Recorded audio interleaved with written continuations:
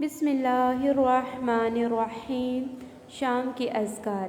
امسینا علی فطرات الاسلام وعلی کلمات الاخلاص وعلی دین نبینا محمد وعلی ملت ابینا ابراہیم حنیفا مسلما وما کان من المشرکین۔ ترجمہ۔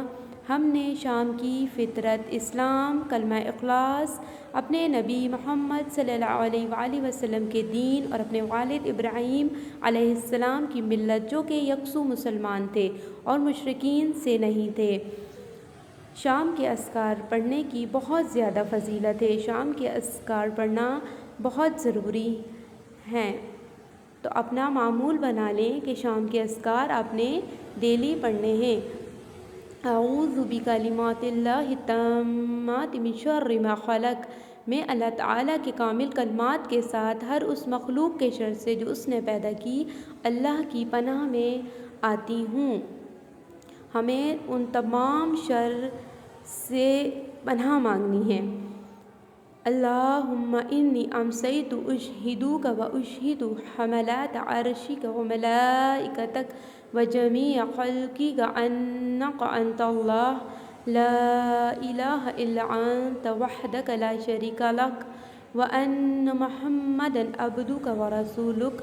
ترجمہ۔ اے اللہ، میں نے شام کی میں تجھے گواہ بناتی ہوں اور تیرے عرش اٹھانے والے فرشتوں اور تمام فرشتوں اور تمام تیری مخلوق کو گواہ بناتی ہوں کہ تو ہی اللہ ہے، تیرے علاوہ کوئی سچا معبود نہیں، تو اکیلا ہے، تیرا کوئی شریک نہیں، اور یقیناً حضرت محمد صلی اللہ علیہ وآلہ وسلم آپ کے بندے اور رسول ہیں۔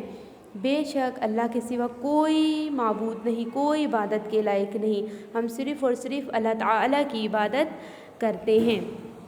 اللہم بک امسینا و بک اصبحنا و بک نحیا و بک نموت و الیک المصیر۔ اے اللہ، ہم نے تیرے نام کے ساتھ شام کی، تیرے نام کے ساتھ صبح کی، تیرے نام کے ساتھ ہم زندہ ہیں اور تیرے نام کے ساتھ ہم مرتے ہیں اور تیری طرف ہی اٹھ کر جانا ہے۔ بے شک ہم نے اللہ کی طرف جانا ہے۔ بسم اللہ الذی لا یضر مع اسمہ شیء فی الارض ولا فی السماء وہو السمیع العلیم۔ اللہ کے نام کے ساتھ، جس کے نام کے ساتھ نہ زمین میں نہ ہی آسمان میں کوئی چیز نقصان دے سکتی ہے، اور وہ سننے والا اور جاننے والا ہے۔ بے شک اللہ تعالیٰ ہمارے دلوں کے حال کو خوب جانتے ہیں اور وہ سنتے بھی ہیں۔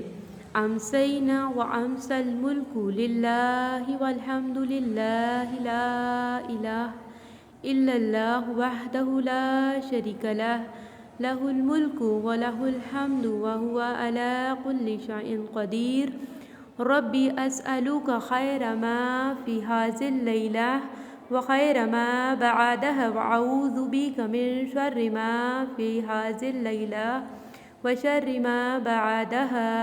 ربی اعوذ بک من الکسل وسوء الکبر۔ ربی اعوذ بک من عذاب فی النار وعذاب فی القبر۔ ترجمہ۔ ہم نے شام کی اور اللہ کی بادشاہت، کائنات وغیرہ نے شام کی، تمام تعریفیں اللہ تعالیٰ کے لیے ہیں۔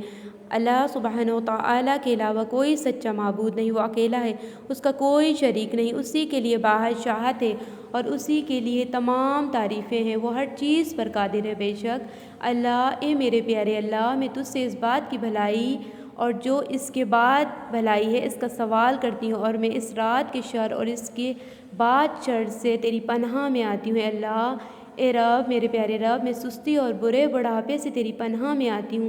اے میرے رب، میں آگ اور قبر میں عذاب سے تیری پناہ میں آتی ہوں۔ یا اللہ، مجھے قبر کے عذاب سے محفوظ رکھنا۔ یا اللہ، مجھے تمام برے شر سے محفوظ رکھنا۔ آمین۔